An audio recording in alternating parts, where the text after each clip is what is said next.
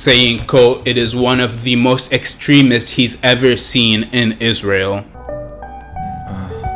2, 1. Choose your poison, I got the potion, the remedy. Make you feel good like some Hennessy. I can show you what you've been missing. I replied, man, you must be kidding. Evil thoughts trying to play me like a dummy. You got the right one, you about to meet your demise. And then in that same interview, calling Obama terrorist and every president before and after him a terrorist.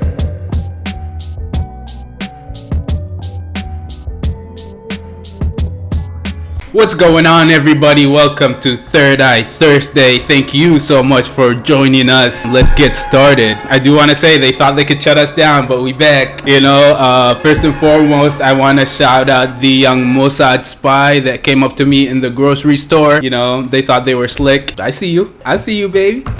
So naturally, this week we are gonna start off with Palestine. In Palestine, the Red Crescent ambulances and staff have been continually targeted by Israeli soldiers and settlers. This also comes at a time where the occupied West Bank is experiencing the highest level of illegal settlements it had experienced in 10 years. This is led by Israel's far-right government with Netanyahu as the head of that government. This also comes at a time where he is trying to gut Israel's judiciary branch to gain more power for himself.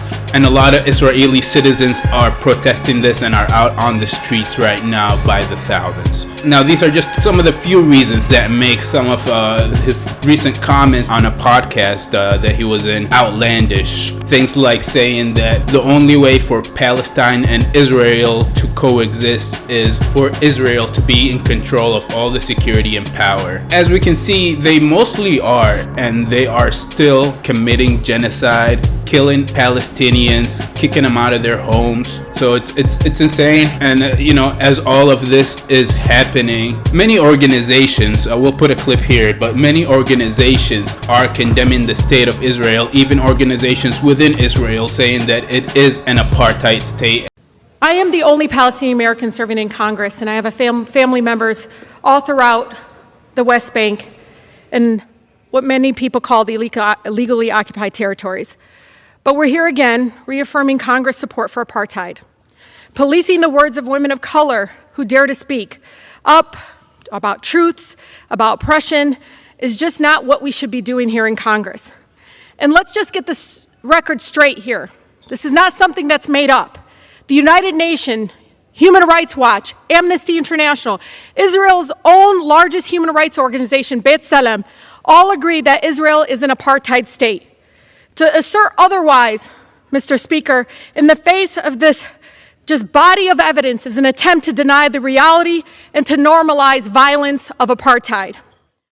But even Joe Biden criticized Netanyahu's far-right government, saying, quote, "It is one of the most extremist he's ever seen in Israel." He quickly had to play defense and walk back what he said to try to make it better. He didn't walk back what he said, of course he is a president, but he did call Netanyahu and officially invited him to the US, and this is after years of saying that he's not interested in inviting him at all. After the Israeli government continually ignored the US and did things to undermine their power, and caused a lot of issues, including some issues with the Iran nuclear deal when those talks were going on. But yeah, so he had to bend over backwards and invite him here. So it really shows you how Israel has the US by the balls. And that's not the only evidence of that.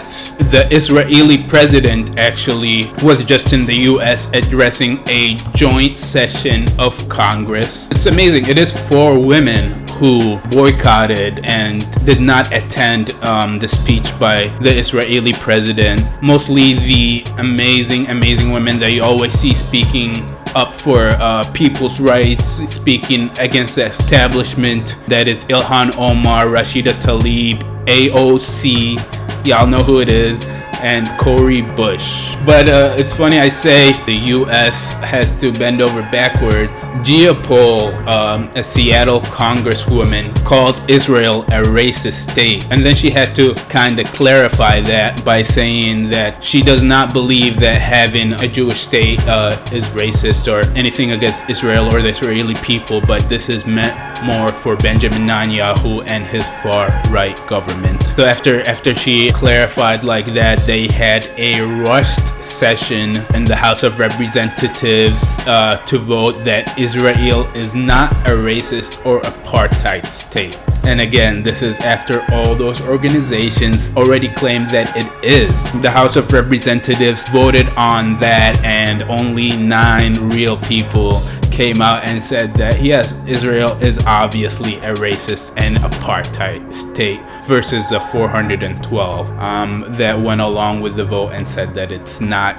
just so they can make Israel feel a little bit better about killing all these people. But yeah, that's what's been happening. Netanyahu, again on that podcast, was saying some outlandish things, like saying being anti-Zionist is the same as being anti-Semitic, which is very outlandish to say. I definitely think being anti-Zionist does not mean being anti-Semitic. Just because you believe what the state of Israel is doing to the Palestinian people is wrong does not make you anti-Semitic. You can have all the love for the Jewish people all around the world, even be in favor of having a Jewish state anywhere, and that can definitely be a beautiful thing, but not at the cost of innocent Palestinian lives. So that is what's happening between Israel and the U.S. And now between Israel and Morocco. In Morocco, first, a little bit of context. There's an area right next to Morocco called the Western Sahara, or the Western Sahara, if you say it right. This area, it's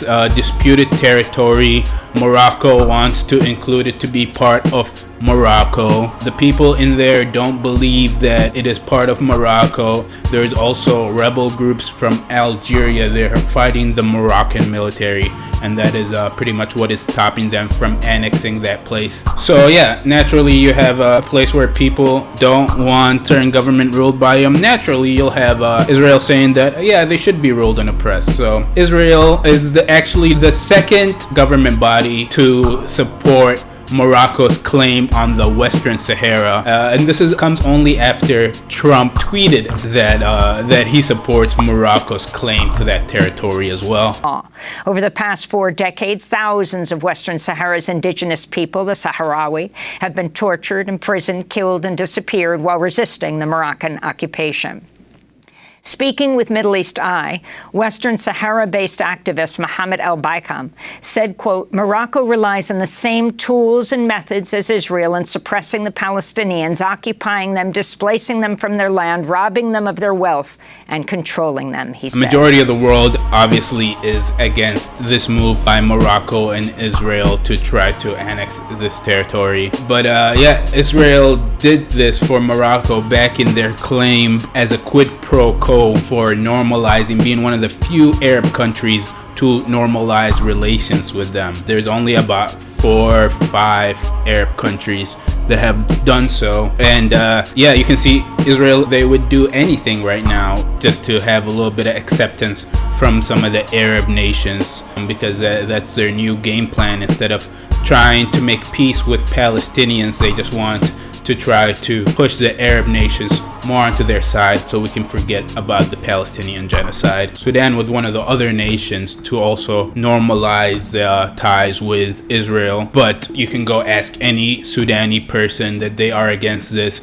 Most of the people they are against this, the only reason it happened is because Burhan, acting solely on his own interest, made this deal with Israel. And you know, Israel has a lot of weapons and money and intelligence, and that is what it's using to to try to persuade these leaders, regardless of what their citizens think. For example, they have hundreds of millions of dollars of weapons going to Morocco now, and Netanyahu got an invite also to come to Morocco. So anyways, so that's their game plan. So I think it's obvious for anybody, whether you know about politics or not, to see that they are in the wrong. But hopefully, we can keep an eye on this situation, and I think if we're all not afraid to speak out, just like those 4 congresswomen or the 9 that voted that Israel is an apartheid and racist state, then the world will continue to see the wrongdoings of Israel and not be fooled by these efforts to try to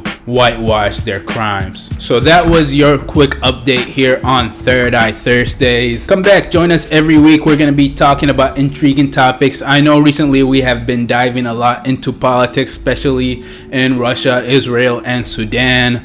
But that's just because so much has been going on in the news. But we're going to get into a variety of topics, all intriguing. We're going to talk about climate change and all the things happening with that. Soon we'll talk about the Angola prison and how there are black kids there with temperatures reaching over 130 degrees, and just stuff they don't want you to know. So keep an eye out.